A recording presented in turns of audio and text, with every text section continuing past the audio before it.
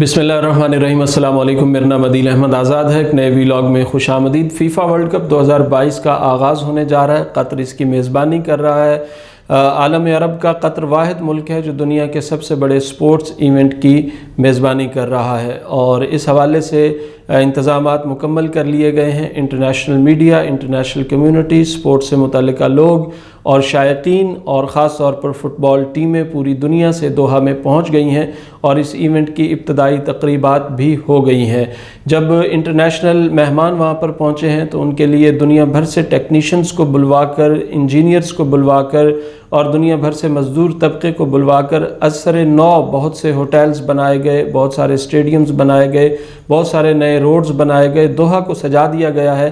तो अब जब इंटरनेशनल मेहमान वहाँ पर पहुँच गए हैं, होटल्स को आरास्ता कर दिया गया है, तो एक काम बड़ा शानदार किया गया है। यानी हम किसी अच्छाई पर कतर की तारीफ़ में जो है वो किसी भी कमी या किसी भी तासुब का शिकार नहीं हैं। गो हम सियासी तौर पर और मजहबी तौर पर सऊदी अरब के बिलमुकाबिल कतर को कुछ नहीं समझते, लेकिन जो अच्छा काम है उसकी तारीफ़ किए बगैर भी नहीं रह सकते। इन होटल्स की राहदारियों में जहाँ इंटरनेशनल मेहमानों ने ठहरना है, जहाँ इंटरनेशनल टीमें आ रही हैं, जहाँ इंटरनेशनल शायकीन आ रहे हैं, जहाँ इंटरनेशनल मीडिया आ गया है, तो इन होटल्स की राहदारियों में, पब्लिक प्लेसेस पर, रोड्स पर मुख्तलिफ बैनर्स के ज़रिए नबी अकरम सल्लल्लाहु अलैहि वसल्लम के फ़रामीन पर मुश्तमिल खूबसूरत इबारतें लिखी गई हैं जो मुआशरे से ताल्लुक़ रखती हैं, मुआशरे के इस्लाह से ताल्लुक़ रखती हैं। ऊपर हुज़ूर सल्लल्लाहु अलैहि वसल्लम के फ़रामीन लिखे गए हैं और नीचे इंग्लिश ट्रांसलेशन लिखी गई है। जो खिलाड़ी, जो शायक, जो मीडिया एंकर या मीडिया रिपोर्टर होटल जाएगा, राहदारी में आएगा, पब्लिक प्लेसेस पर आएगा, मैदान में आएगा, तो रास्ते में खूबसूरत स्टैंडीज़, खूबसूरत बैनर्स, खूबसूरत चीज़ें जो है उन्हें नज़र आएंगी जिन पर नबी अकरम सल्लल्लाहु अलैहि वसल्लम की अहादीस मुबारका लिखी गई हैं।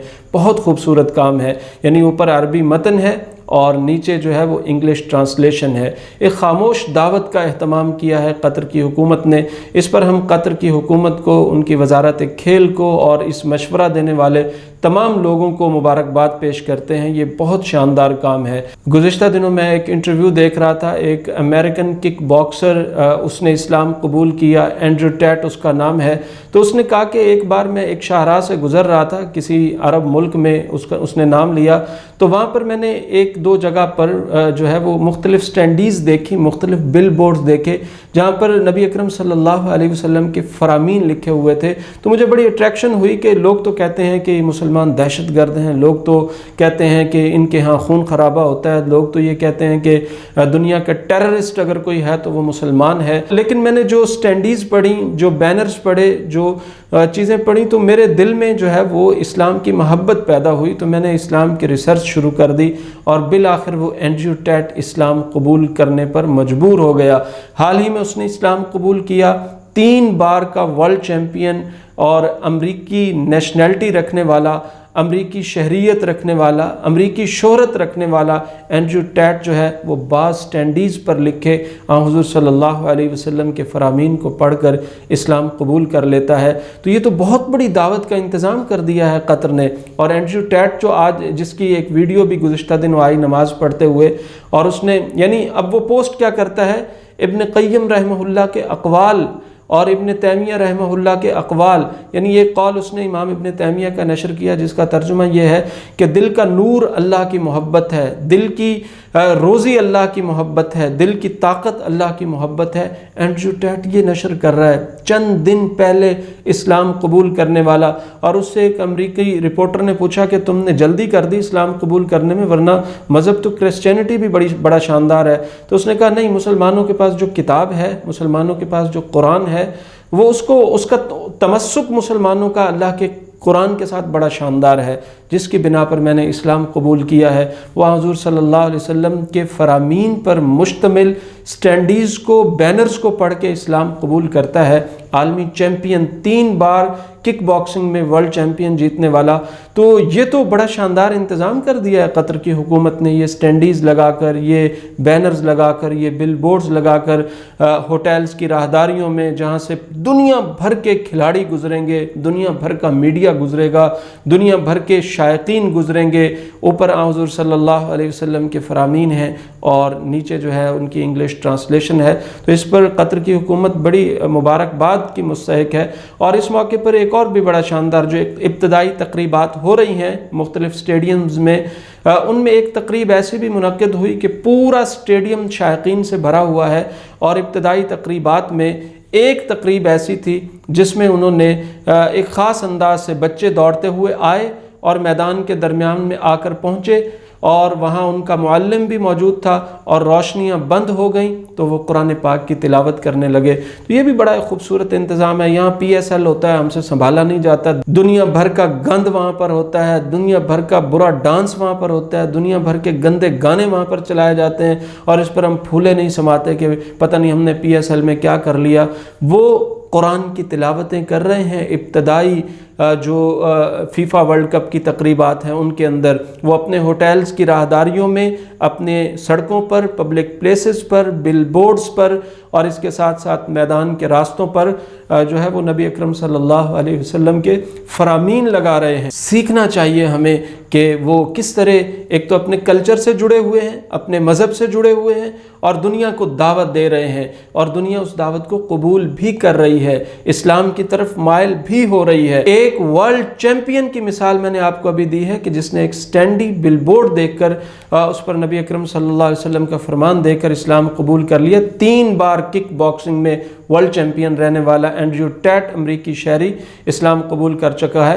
تو یہ ہم اچھی دعوت دے سکتے ہیں، دنیا کو ہم بھی دے سکتے ہیں PSL میں.